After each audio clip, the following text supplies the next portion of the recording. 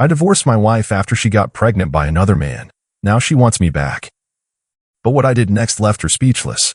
So I'm 32 and I feel like my world is collapsing around me. Amy and I had been married for 5 years, the kind of marriage our friends envied. We met in college, fell in love quickly, and built what I thought was a solid life together. I worked as an architect at a growing firm while Amy taught 3rd grade at the local elementary school. We had a nice house in the suburbs, 2 cars, and plans to start a family. Everything seemed perfect. We'd been trying for a baby for almost a year with no luck. It was starting to wear on us, especially Amy, who'd always dreamed of being a mother. We had discussions about fertility treatments, though we hadn't taken that step yet. Then one day in March, Amy called me at work sounding excited but nervous. "I need to talk to you when you get home," she said. "It's important." I spent the rest of the day distracted, wondering what was up.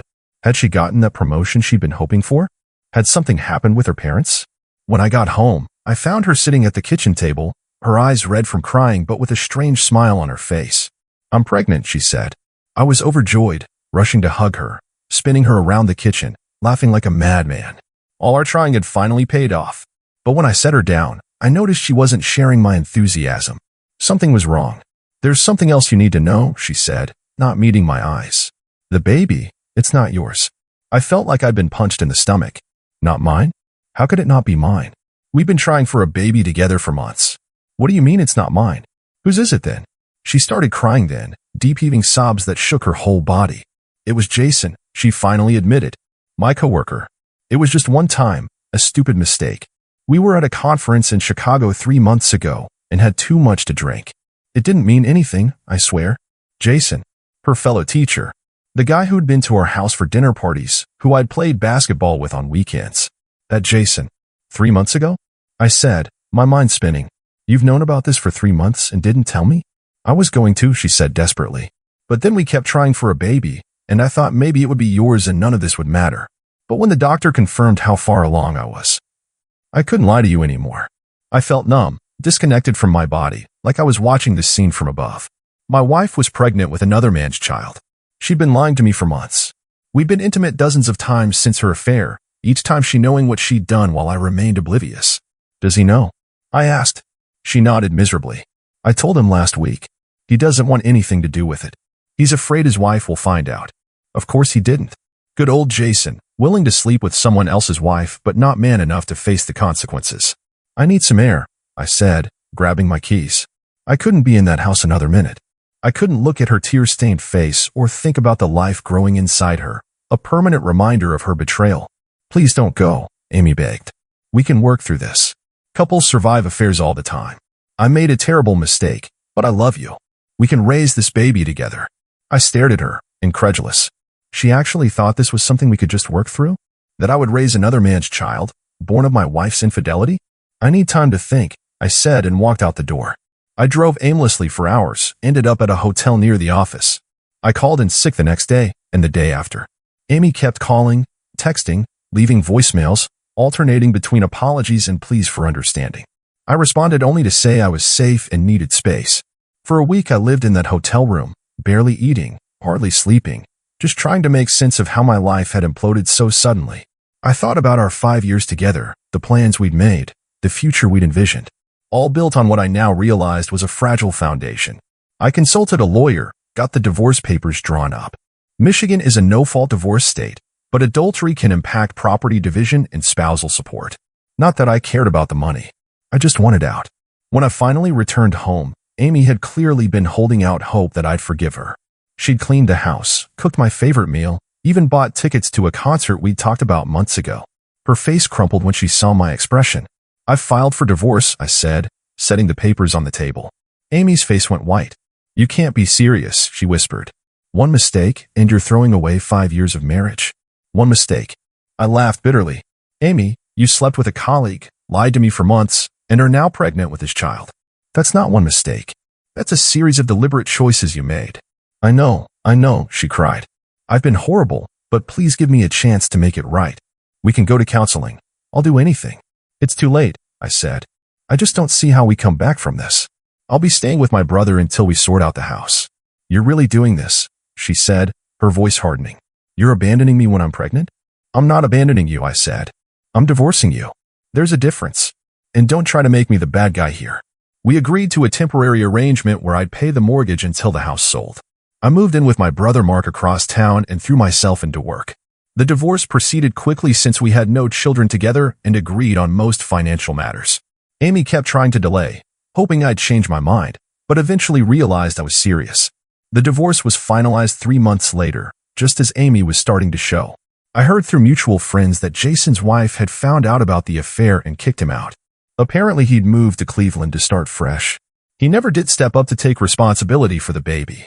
I bought a condo downtown, changed jobs, and began rebuilding my life piece by piece. Some days were harder than others. I'd catch myself thinking about calling Amy to share news or seeing something that reminded me of our life together. But mostly I felt relief that I'd gotten out before we had children of our own that would have tied us together forever. Or so I thought. A year passed. Divorce has a way of showing you who your real friends are. Some stuck with me, some sided with Amy, most just felt awkward and drifted away. I'd been on a few dates, nothing serious. Mostly I focused on my new job at a smaller, more innovative architecture firm where I was given creative freedom I'd never had before. I met Sarah at a charity event for the Children's Hospital. She was a pediatric nurse with an easy laugh and zero drama. We hit it off immediately, talking until the venue staff started stacking chairs around us.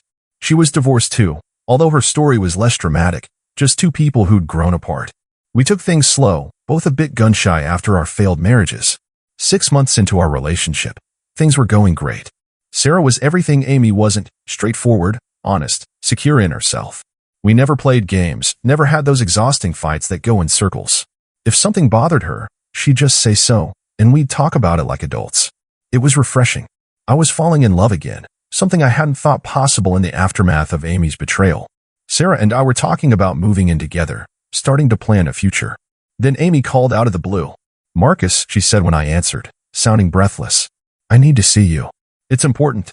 I hadn't spoken to her in months. According to our divorce agreement, all communication was supposed to go through our lawyers. "Whatever it is, Amy, you can tell me over the phone." "Please," she said. "It's about Emma." Emma, her daughter. She'd been born about 6 months after our divorce was finalized. I'd never met her. Never even seen a picture. As far as I was concerned, she was the living proof of Amy's infidelity and Jason's cowardice. Not the child's fault, of course, but a reminder of everything I'd rather forget. "What about her?" I asked warily. "She's sick, Marcus. Really sick. I need to talk to you in person."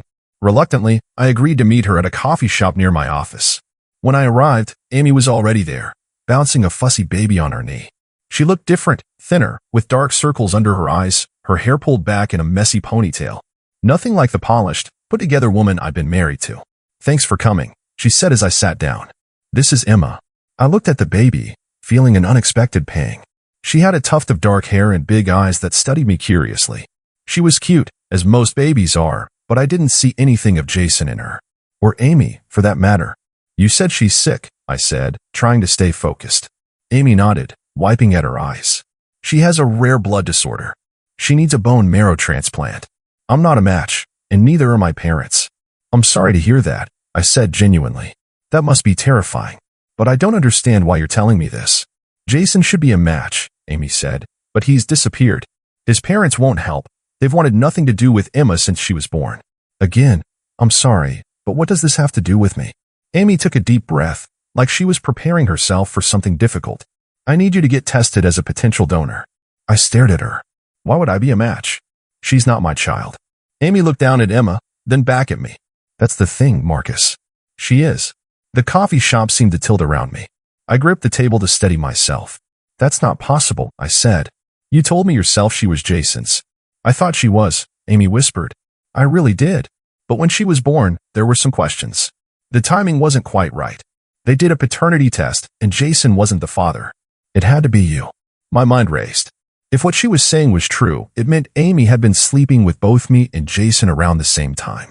It meant the child I'd walked away from, my flesh and blood, was now desperately ill. "You've known this how long?" I asked, my voice dangerously quiet. "Since she was born," Amy admitted.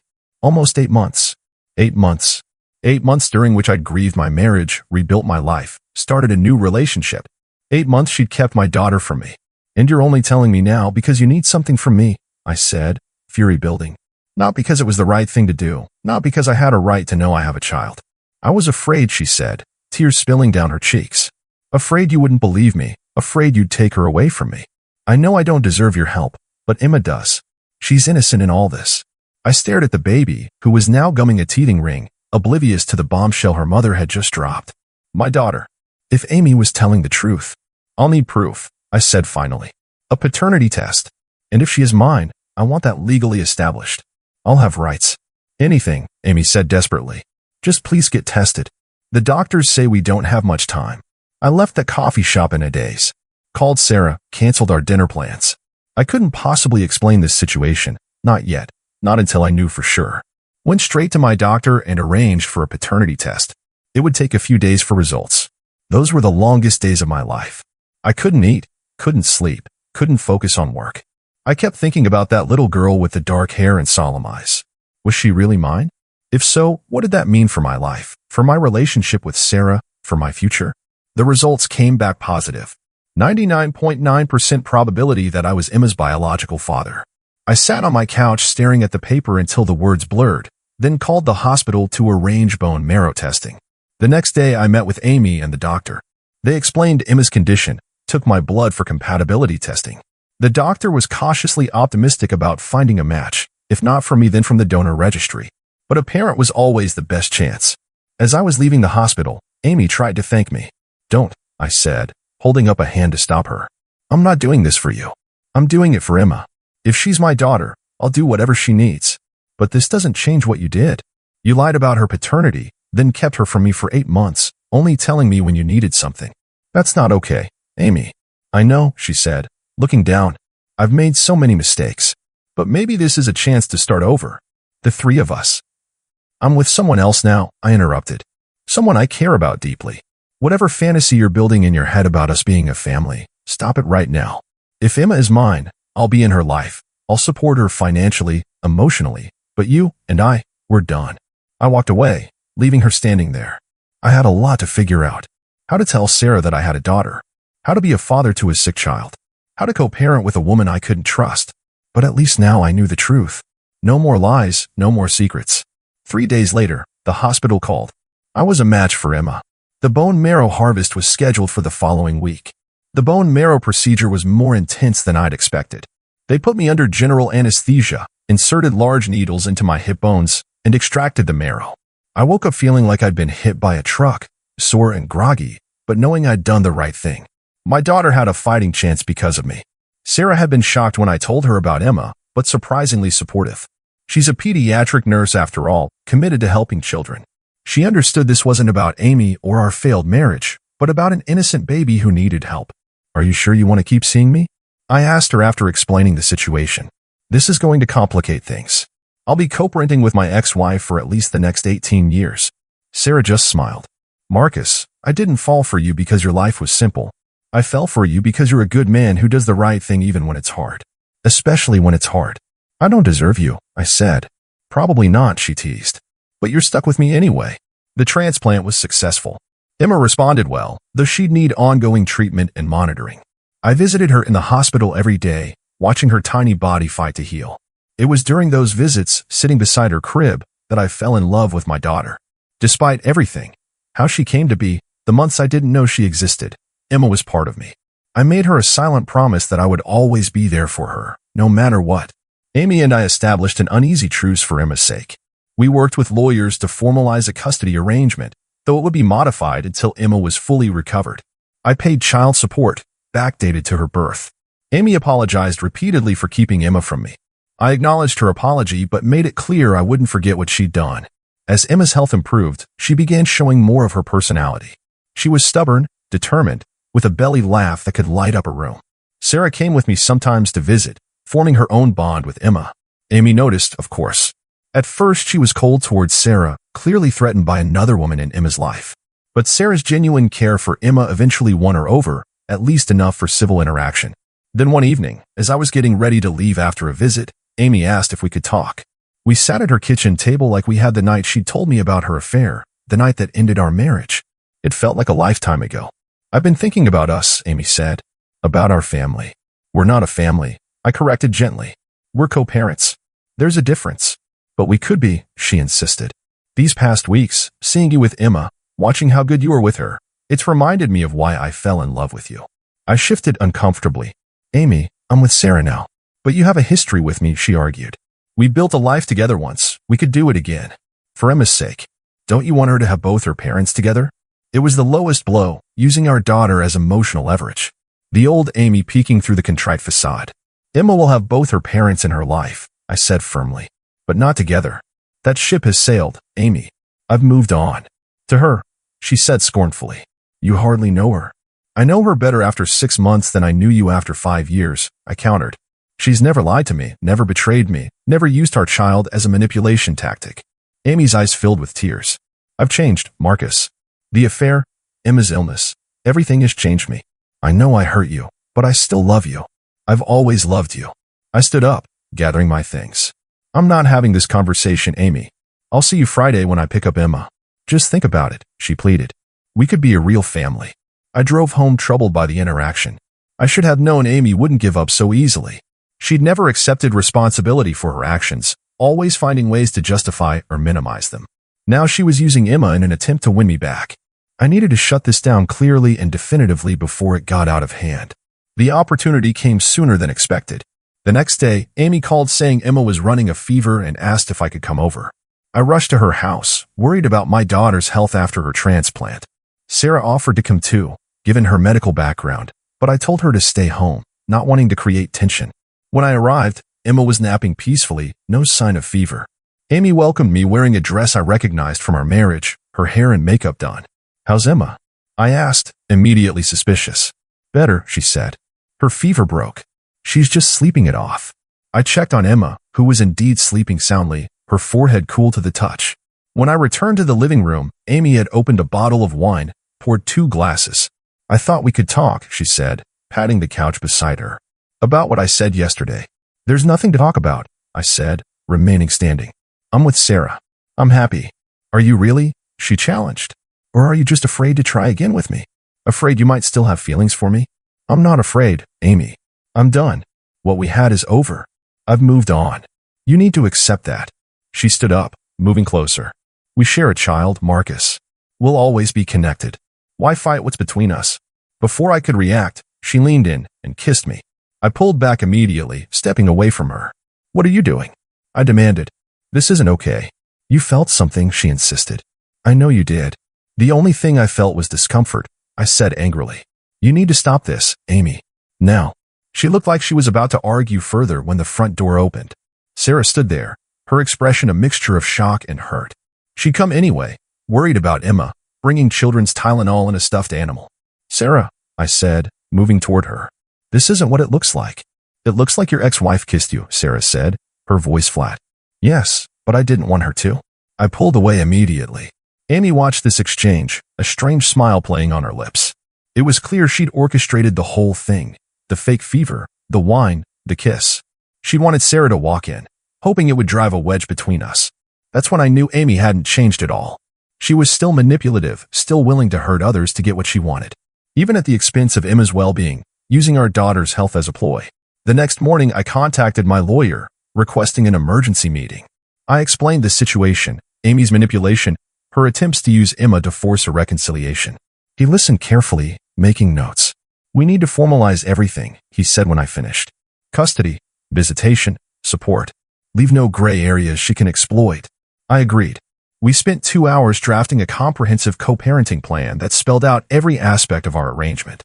My lawyer assured me it was fair, generous even, but with clear boundaries to protect everyone involved. Then I called Amy, asking to meet at a neutral location, a coffee shop near her house. I brought the paperwork and a witness, my brother Mark, who had always seen through Amy's manipulations. She arrived looking hopeful, clearly thinking our meeting was about reconciliation. Her expression fell when she saw Mark. What's this about? She asked. I slid the co-parenting agreement across the table. This is a formal custody and visitation arrangement. It's generous, fair to both of us, and puts Emma's needs first. If you agree to it, we can avoid going back to court. She glanced at the papers, then back at me. Is this because of yesterday? Marcus, I'm sorry if I overstepped, but it's because of everything, I interrupted. The lies about Emma's paternity, keeping her from me for 8 months, faking a medical emergency to try to seduce me. using our daughter as a pawn in your games. It stops now, Amy. She flushed angrily. You're blowing this out of proportion. I made mistakes, yes, but... I held up a hand, cutting her off again. I don't want to hear it. I'm not interested in your justifications or excuses. What I want is a clear arrangement that protects Emma and establishes boundaries between us. You're doing this because of her, Amy said bitterly. That nurse. She's turned you against me. Mark snorted at that, but I kept my composure. No, Amy. You did that all on your own. Sarah has nothing to do with this decision. This is about Emma, about giving her stable, loving parents who respect each other even if they're not together. And if I don't sign, she challenged. Then we go to court, I said evenly. I have documentation of your recent behavior, the false medical emergency, your attempt to interfere with my relationship. Do you really want a judge to hear all that? She stared at me for a long moment, then dropped her eyes to the agreement. Something in her seemed to deflate, the fight going out of her. I just thought. She began, her voice small. I thought we could be a family again. We are a family, I said more gently. Just not the kind you're imagining. We're Emma's parents, and we always will be. But that's all we are to each other now. She read through the agreement slowly. It was fair, even generous, giving her primary physical custody with liberal visitation for me, provisions for holidays, birthdays, special occasions. I'd pay child support above the required amount, plus contribute to a college fund for Emma. All I asked was respect for boundaries and honest communication. After what seemed like an eternity, Amy picked up the pen and signed her name on each marked page. Mark witnessed the signatures. It was done. I have one more thing to tell you, I said as she prepared to leave. Sarah and I are getting married. Amy's head snapped up, her eyes wide with shock. But it's only been a year and a half since our divorce, I finished for her. I know. But when you find the right person, you know. The person who supports you, respects you, is honest with you. We're not rushing. We'll have a long engagement. I wanted you to hear it from me, not through gossip. She was silent for a moment, absorbing this. Then to my surprise, she nodded slowly. I hope she makes you happy, she said finally. You deserve that. It was the first genuine, selfless thing I'd heard from her since this whole ordeal began. Maybe, just maybe, she was capable of change after all. 3 months later, Emma celebrated her first birthday. Her health was much improved, though she'd need monitoring for years to come. Amy and I managed a civil celebration, both of us plus Sarah, my family, Amy's parents. No tension, no drama. Just people who cared about a little girl marking her first year of life. As I watched Emma smash cake into her mouth, I felt a profound sense of peace. The path to this moment had been unimaginably difficult, full of betrayal, pain, and heartbreak. But it had led me to my daughter, to Sarah, to a deeper understanding of myself and what I wanted from life. Sarah came to stand beside me, slipping her hand into mine. Our wedding was set for the spring, simple, intimate, with Emma as our flower girl. Amy had accepted the invitation, surprising us both. Worth it? Sarah asked, nodding toward Emma, who was now wearing more cake than she'd eaten. Every bit, I said, squeezing her hand. Even the hard parts. Amy caught my eye across the room, gave me a small smile. Not the manipulative one I'd come to dread, but something more genuine, more mature. We'd never be friends, but we'd found a way to be parents together, to put Emma first. Sometimes life's greatest gifts come disguised as its greatest trials. Emma, my beautiful daughter born of betrayal, had ultimately led me to healing, to Sarah, to the family I was meant to have. Not the one I'd planned, but the one I needed. Sometimes what leaves someone truly speechless isn't a grand gesture or cruel revenge, but simply moving forward with grace, dignity, and an open heart. Building a life so full of joy that the past loses its power to hurt you. That's what I'd done.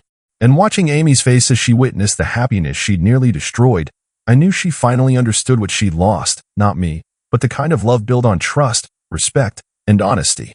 The kind that endures.